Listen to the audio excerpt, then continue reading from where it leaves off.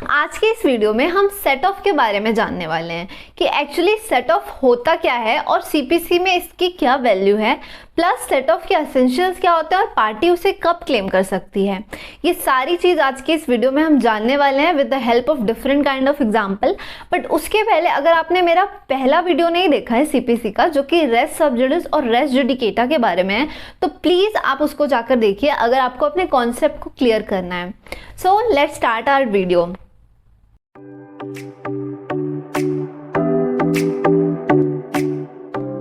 Hi, welcome to without prejudice. तो चलिए जानते हैं कि सेट ऑफ एक्चुअली होता क्या है। तो ये सबसे पहले जान लीजिए कि सेट ऑफ एक सिविल प्रोसीजर कोड 1908 का टॉपिक है, जो कि ऑर्डर 8 रूल 6 में दिया हुआ है।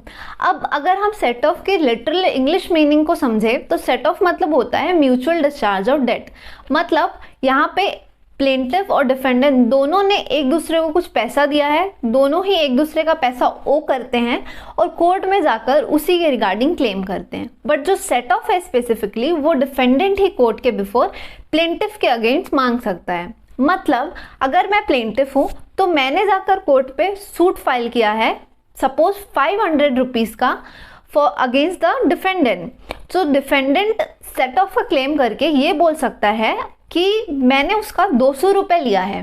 तो ये हो जाता है कि एक दूसरे से जो हमने पैसे लिए हैं उसको डिस्चार्ज करना, इसका मीनिंग होता है set of.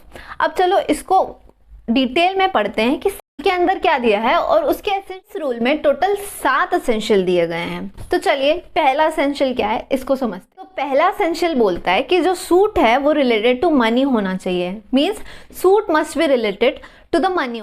Money must be ascertain, मतलब पार्टीज को ये पता होना चाहिए कि उन्होंने एक दूसरे को कितना पैसा दिया है, और ये ऐसी कोई अमाउंट नहीं होना चाहिए जो कोर्ट के बिफोर जाकर कोर्ट को सोचना पड़े कि उस पार्टी को कितना पैसा दिया जाएगा। थर्ड एसेंशियल को समझने के पहले चलो सेकेंड एसेंशियल का एक बहुत अच्छा एग्जांपल जान लेते हैं ताकि आपको सेकेंड एसेंशियल बहुत ज़्यादा क्लियर हो जाए। सो सेकेंड एसेंशियल बोलता है कि मनी जो है वो असर्टेन होना चाहिए। मतलब एक एग्जांपल लेते हैं जिसमें एक ए पर्सन है और एक बी पर्सन है। उन दोनों के बीच ऐसा रिलेशन है जिसमें ए जो है वो ड्राइवर है और बी जो है वो उस कार का ओनर है। तो अब बी ए को एम्प्लॉय करता है और कहता है कि 1 साल तक तुम मेरे ड्राइवर का काम करोगे और मैं तुम्हें सैलरी दूंगा 1 साल खत्म होने के बाद। अब 1 साल खत्म हो जाता है और ए गाड़ी को लेकर कहीं जाता रहता है और उसका एक्सीडेंट हो जाता है, जिसके कारण कार बहुत ज़्यादा हैवीली डैमेज हो जाती है। तो इस केस में बी बोलता है ए को कि तुमने मेरी कार को डैमेज किया है, मैं तुम्हें पैसा नहीं दूंगा। तो अब ए उस चीज़ को मना कर देता है कि मुझे तो तुम पैसा दोगे क्योंकि तुमने कहा था कि 1 साल तक तुम मुझे अपने साथ ड्राइवर की तरह काम करवाओगे और 1 साल बाद मुझे तुम पैसे दोगे। तो यहाँ पर जो बी है वो कोर्ट में एक सूट फाइल करता है और कहता है कि ए ने उसकी कार को डैमेज किया है और उसको उस चीज़ का पैसा चाहिए।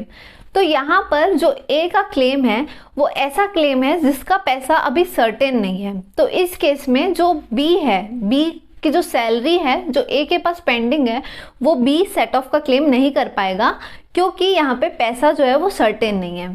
Third essential is defendant must have right to claim money against plaintiff. So मैंने आपको पहले ही बताया सेट ऑफ में कि सेट ऑफ सिर्फ डिफेंडेंट ही क्लेम कर सकता है। तो उस केस में डिफेंडेंट के पास राइट होना चाहिए कि वो प्लेंटिफ को जाकर इस चीज के लिए क्लेम कर सके कोर्ट के बिफोर। एसेंशियल ये कहता है कि मनी रिकवरेबल होना चाहिए। मतलब जो पैसा एक दूसरे को आपने दिया है वो आपके पास राइट होना चाहिए कि आप उसको एक दूसरे से वापस ले भी सको। ये बात करता है कि both the parties should have same status. Fifth essential को अच्छे से समझ लेते हैं with the help of example. तो लेट्स सपोज कि 2 पर्सन थे ए और बी। अब ए ने बी को अपनी बाइक सेल की फॉर ₹10,000 और यहाँ पे अगर देखा जाए तो बी जो था वो बायर था और ए जो था वो सेलर था। अब अगर हम थोड़ा पास्ट में जाते हैं सेम एग्जांपल को ले, तो हमें पता चलता है कि बी ने ए को 15,000 रुपीज़ दे रखे थे। तो इस केस में अगर हम देखेंगे तो पार्टीज का स्टेटस चेंज हो रहा है। यहाँ पे जो है बी क्रेडिटर बन जा रहा है और ए जो है वो डेटर बन जा रहा है। अब ए जाता है कोर्ट के बिफोर, एक केस फाइल करता है अगेंस्ट बी और कहता है कि मुझे मेरे 10,000 चाहिए। तो यहाँ पर जो बी है वो डिफेंडेंट है। अब बी क्या सेट ऑफ क्लेम कर सकता है? तो बी यहाँ पर सेट ऑफ क्लेम नहीं कर सकता, बिकॉज यहाँ पर जो पार्टीज का स्टेटस है वो सेम नहीं है। बी अगर सेट ऑफ क्लेम करता है तो वो एज अ डेटर और क्रेडिटर की बेसिस में करेगा, जो कि सेट ऑफ का एक बहुत बड़ा एसेंशियल है कि स्टेटस सेम होना चाहिए और वो ही कॉम्प्लाई नहीं करेगा। सिक्स्थ एसेंशियल ये कहता है कि अगर नंबर ऑफ प्लेंटिव्स है, मतलब बहुत सारे प्लेंटिव हैं और बहुत सारे डिफेंडेंट भी हैं, तो सारे डिफेंडेंट एक दूसरे से कुछ ना कुछ मनी ओ किए हों, उसी केस में सेट ऑफ का क्लेम किया जा सकता है। सेवेंथ एसेंशियल ये कहता है कि ये जो सेट ऑफ का क्लेम है वो डिफेंडेंट या तो सूट, जो ओरिजिनल सूट प्लेंटिफ ने फाइल किए उसके पहले ही वो सेट ऑफ का क्लेम कर ले, या फिर during the filing of the suit, original suit, defendant set off का क्लेम कर ले। बट ये बहुत इंपॉर्टेंट है कि सेट ऑफ का क्लेम फर्स्ट हियरिंग के बाद नहीं कर सकता है। इसी एग्जाम्पल में अगर हम इमेजिन करते हैं कि डिफेंडेंट ने पैसा प्लेंटिफ को 8 अगस्त 2020 को दिया होता, the day of filing the original suit, तो उस केस में डिफेंडेंट के पास राइट बचता कि वो सेट ऑफ का क्लेम जाकर कर सके कोर्ट के बिफोर। अब क्योंकि हम एसेंशियल्स को समझ चुके हैं तो इसका इफेक्ट क्या होता है, मींस सेट ऑफ का इफेक्ट क्या होता है, ये हम समझते हैं। तो अगर कोई भी पार्टी सेट ऑफ का क्लेम करती है कोर्ट के बिफोर और वो पार्टी हमेशा डिफेंडेंट ही होती है, जैसा कि मैंने आपको पहले कहा है, तो अगर डिफेंडेंट सेट ऑफ का क्लेम करता है तो उस केस में सिर्फ और सिर्फ सेट ऑफ के क्लेम के केस में वो प्लेंटिफ बन जाता है। और ये जो सेट ऑफ का क्लेम है वो अपने रिटन स्टेटमेंट के साथ ही कर सकता है, मीन्स प्लेंटिफ ने पहले ही एक ओरिजिनल सूट फाइल कर रखा है डिफेंडेंट के अगेंस्ट, तो डिफेंडेंट उसका जवाब देगा विथ रिटन स्टेटमेंट। तो रिटन स्टेटमेंट के साथ ही वहीं पे वो एक सेट ऑफ का क्लेम करेगा, अलग से उसका क्लेम करेगा और उस क्लेम को वो रिटन स्टेटमेंट के साथ ही करेगा और वहाँ पर वो प्लेंटिफ कहलाएगा और जो प्लेंटिफ ओरिजिनल सूट में प्लेंटिफ था वो डिफेंडेंट कहलाएगा जब वो सेट ऑफ का आंसर देगा। अब वो सेट ऑफ का आंसर कैसे देगा, तो जो प्लेंटिफ है ओरिजिनल सूट का जो प्लेंटिफ है वो सेट ऑफ का answer with the help of written statement देगा। होप कि आपको सारी चीज़ें क्लियर हो गई हो और इसका इफेक्ट क्या होता है ये आपको पता चल गया हो। तो मुझे लगता है कि मैंने सेट ऑफ आपको बहुत अच्छे से समझा दिया है, तो मैं आपको एक और सेट ऑफ के बारे में बताना चाहती हूँ जो कि सीपीसी में नहीं दिया हुआ है। तो इसे कहते हैं equitable set of.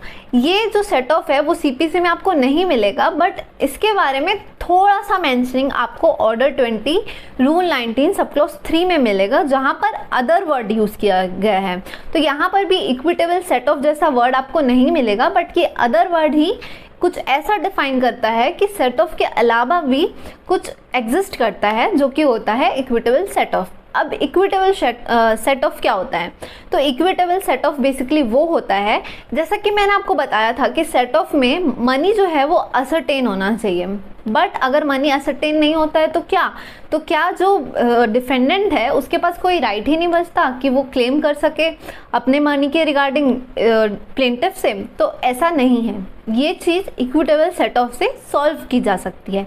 Equitable set off में सारी चीज़ें, सारी एसेंशियल सेम होते हैं सेट ऑफ की तरह, बट इक्विटेबल सेट ऑफ में जो पार्टी है अगर असर्टेन मनी नहीं होता है तो भी जो पार्टी है, जो डिफेंडेंट है, वो पैसा क्लेम कर सकता है अगेंस्ट प्लेंटिफ। है ना ये चीज़ भी इंटरेस्टिंग, बिकॉज अगर इक्विटेबल सेट ऑफ नहीं होता तो जो राइट है डिफेंडेंट का वो कंप्लीटली खत्म हो जाता, उसके पास कोई और ऑल्टरनेटिव रह नहीं जाता अपना पैसा क्लेम करने का। I hope that I have explain you the concept of set of in a very exhaustive manner, and if you have learned something through this video and I help you to get the concept of set off properly, then I would like to subscribe this channel and like the video. Thank you.